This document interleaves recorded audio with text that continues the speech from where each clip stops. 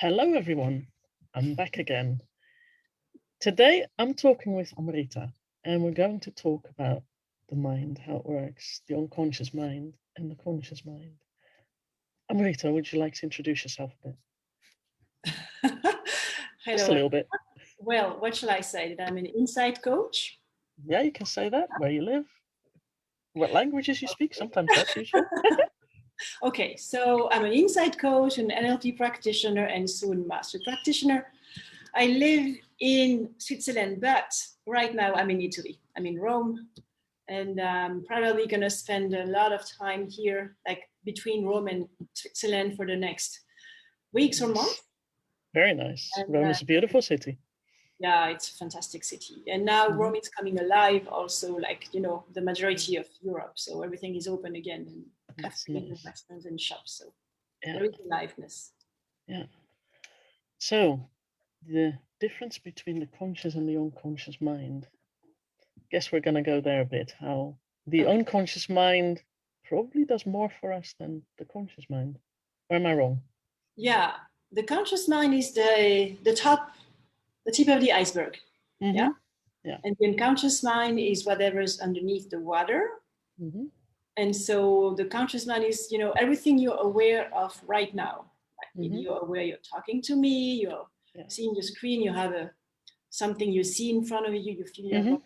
And the unconscious mind is all the rest, which is a lot.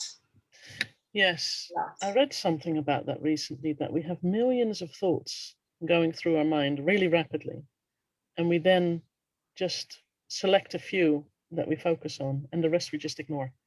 But they could be just as important. That's just right. how we grew up. And that's fascinating. That's right. It was very recent that I read about that. And you talking about it just woke that bit up in me, how fascinating that is, that we just... Well, we can't be aware of all the information that's available for us. So we can retain between 4 to 9 different topics at the same time. We can focus between 4 to 9 things average on something at the same time, and all the rest is in the background. Yeah. Everything we have lived and experienced and felt, and it's all in our body, it's all in our nervous system. It's already stored there. Yeah. So this is why we say the unconscious is the reservoir, the place where all the past programs are, but also all the new possibilities, new solutions are there. And so the unconscious mind, in the way I intend it, is also including our inner being, the part of us can, create something new and make us open these new doors and become the person we really want to become, have new behaviors, new thoughts. So that's why it's fascinating. It is, yeah. I guess that there's a lot of influence that's possible from the past when you haven't worked through that. When you're still stuck in those, because you're kind of programmed by your past. And when those programs keep running, it's going to stop you from doing things the way you want to do them. That's right. So 85% of what we do is based on our past programs. So it's good to be aware of the programs and, the beliefs we have and the automatic thinking.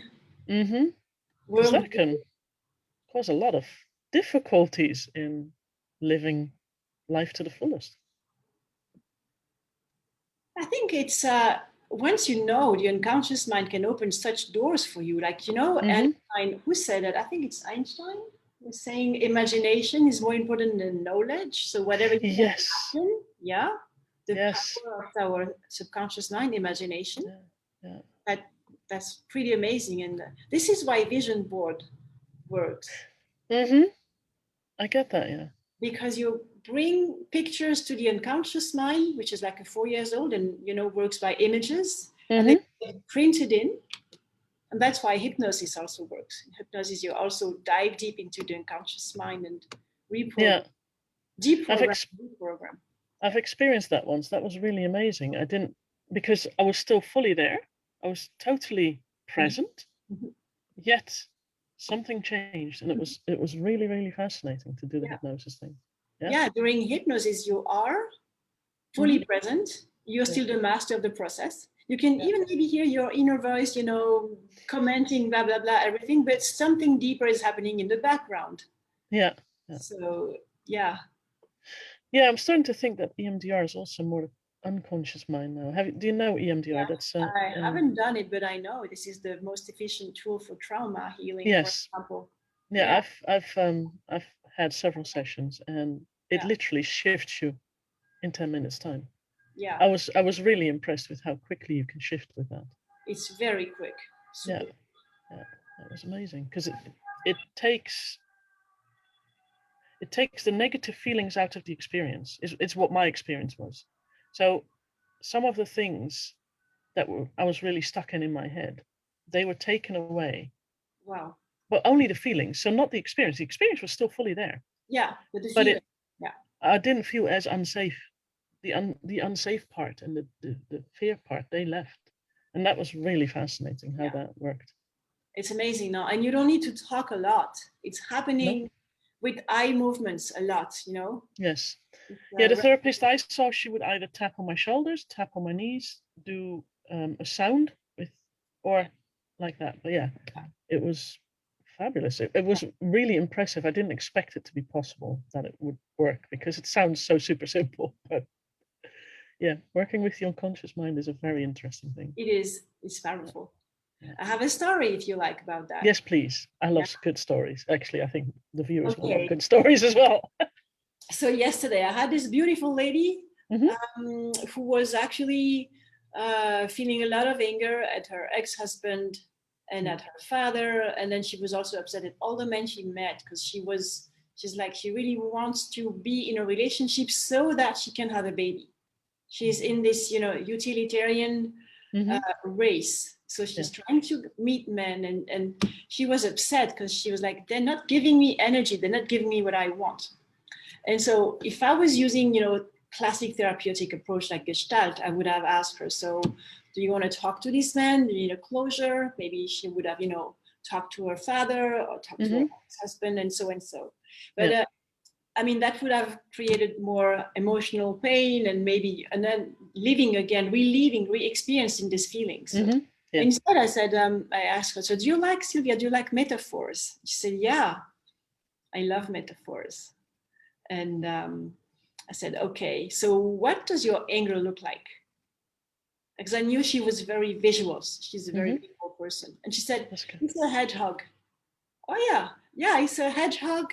And the spikes, this is my anger. But sometimes when I caress my hedgehog, then the spike that just smooth out. And I said, okay. So do you wanna accept the hedgehog? She said, yeah, I can accept the hedgehog. And then she said, oh, and now suddenly the spikes are becoming like a coat. So I can remove the coat from the hedgehog. And now it becomes a mice. It's like, oh, that's beautiful. So why don't you, what are you saying to the mouse? The mice, she said, oh, I love the mice. And then, we continued on and on. But in the end, turns out the mice wanted to meet other people and felt lonely. So she said, oh, now the mice doesn't feel that joyful and she feels she is not integrated. So I asked her, do you want to send love to the mice? And she said, yes, I do. And then what happens when you send love to the mice? And she says, she's, just closing the eyes and just, oh, now the mice is just jumping to my neck and licking me and kissing me and it's all happy. And then suddenly she's like, wow.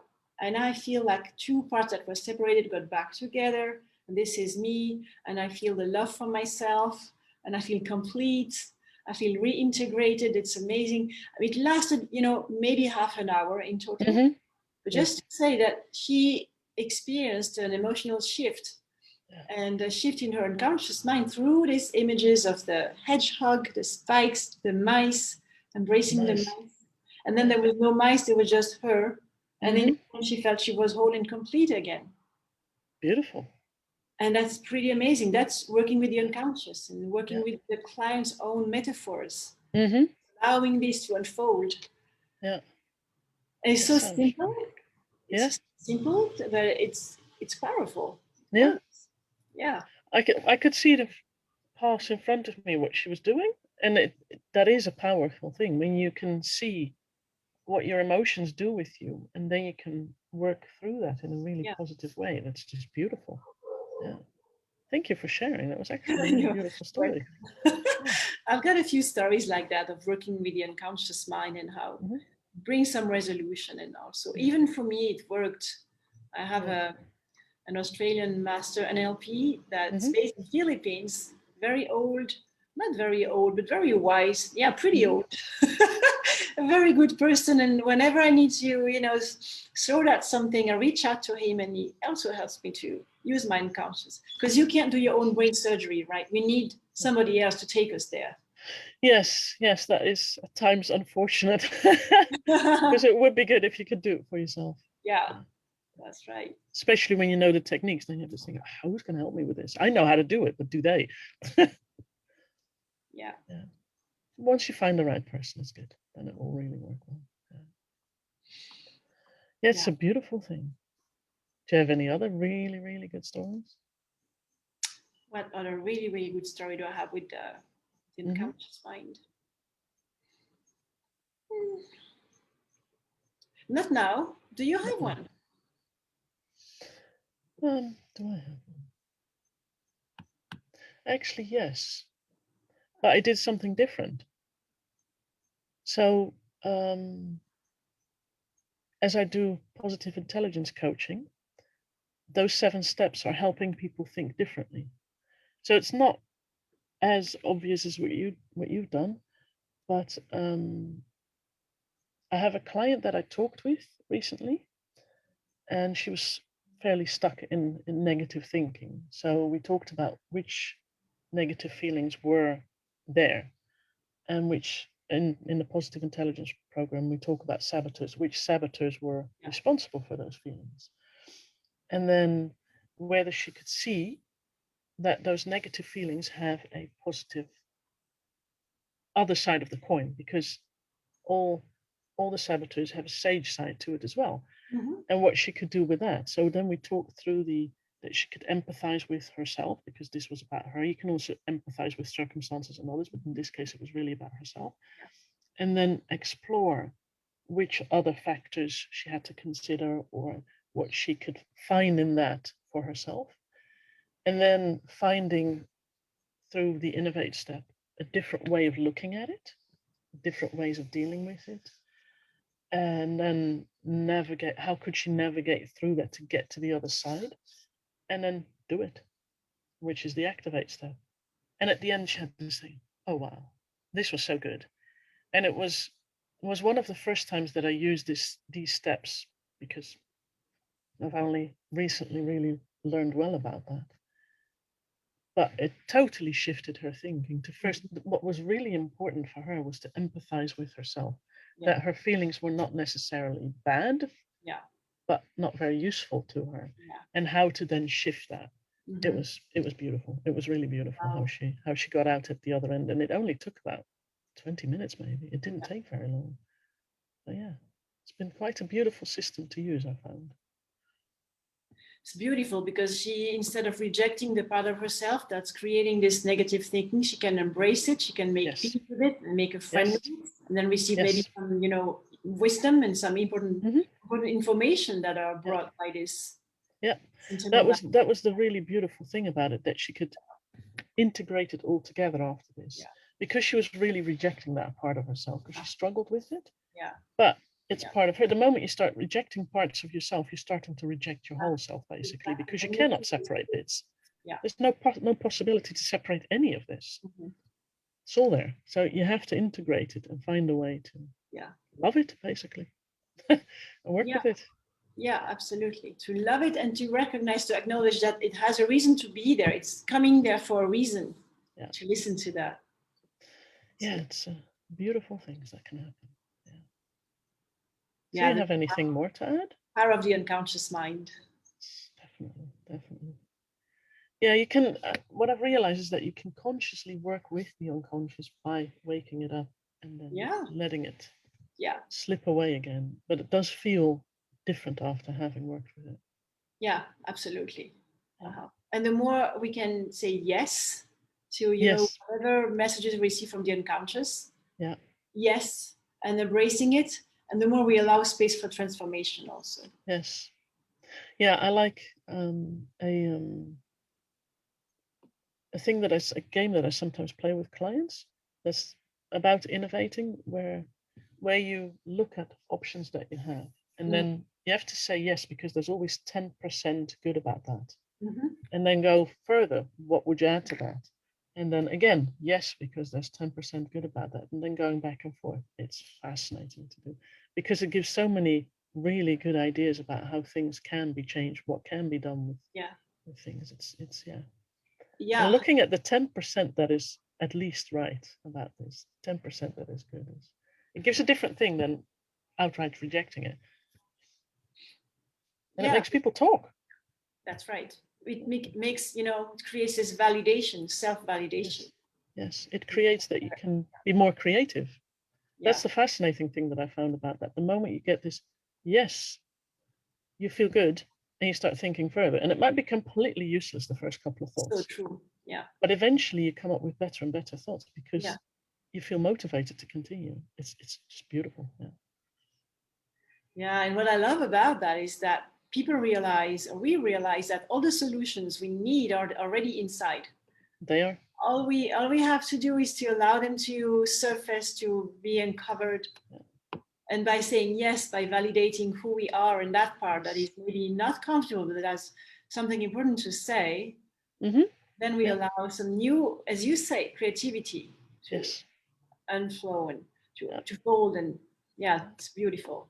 Just keep searching for more, because there is so much more, especially in your own head. There's loads.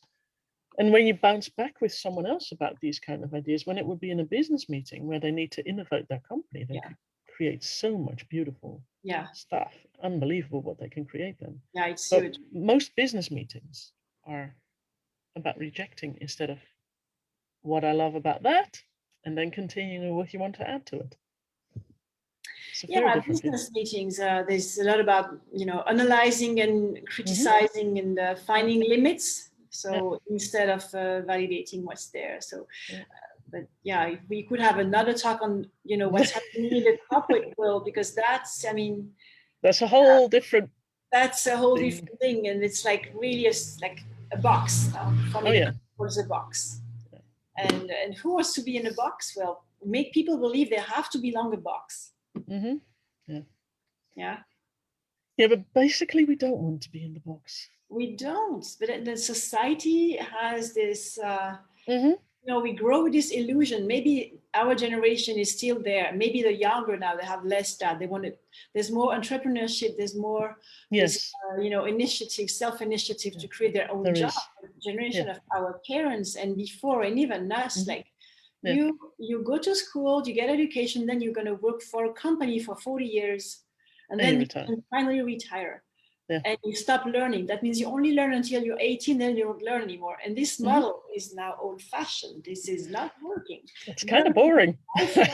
It's very boring. And there's so much to do. Yeah, there's so much to do. Yeah. And I think what we are offering us as coach is really, serving people so that they can be more who they are exactly. Yes. And that allows us to be also who we are exactly at the same time. Yes. We help them create their lives while we create ours. It's beautiful. Yeah. And I think that's what the planet needs now, not to format other people to fit in a box. That is anyway not fair, not fulfilling. And I have many clients who say, okay, I have a job now. For example, the one I said, I work in a bank, but I'm using 4% of my skills. This is so frustrating. That's such a shame.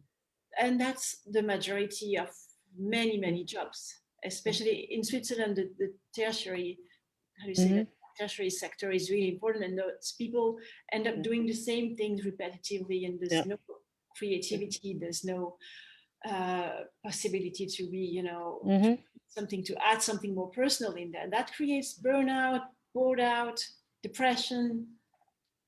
Yeah, it doesn't help make people happy. No, it really doesn't. Not at all. Especially when they have so much to offer.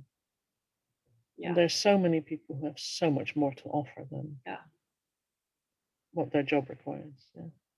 I think Picasso was saying that the goal of your life is to find out what your talent is, and then the purpose of your life is to share that.